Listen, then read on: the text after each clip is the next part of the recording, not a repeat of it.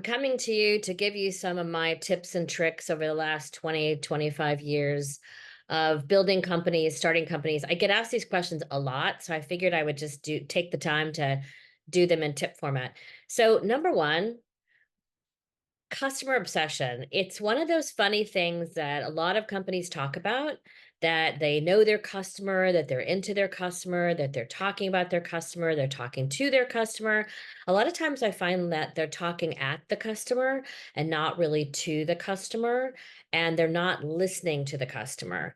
So that obsession or servant mind mentality is super important. And I'm going to give you an example.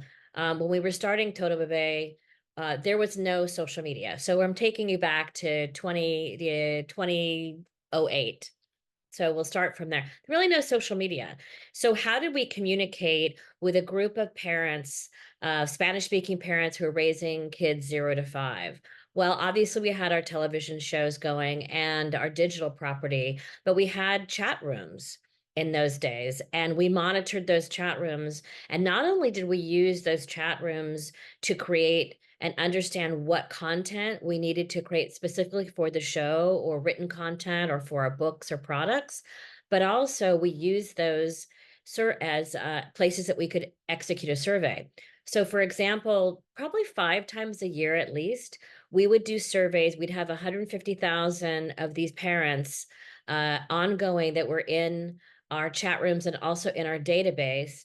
And we would execute surveys very, very quickly. Everything from a new automobile that you need to buy because you're now having a baby and the car seat doesn't fit in the back of your two-door sports car, to do you understand layaway? Are you interested in layaway at your favorite retailer?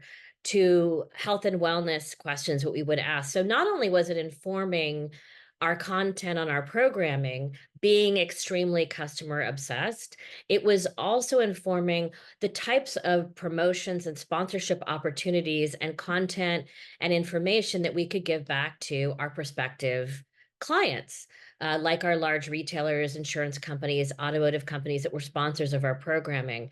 The other thing was we had notes written and emails sent to us. I would say at the end of 10 years, we could have decorated an entire, wallpapered entire houses with this. We probably had, I don't know, close to a 500,000 of them that came in over the course of 10 years.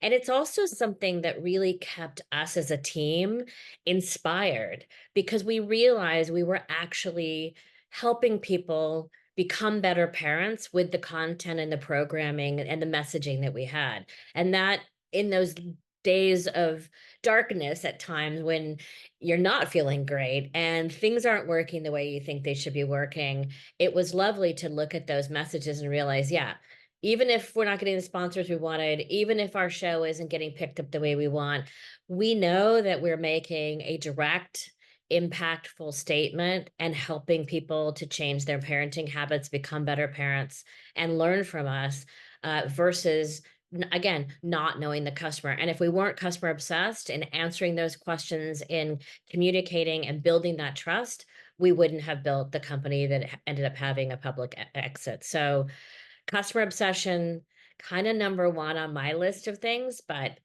please DM me and let me know what you think.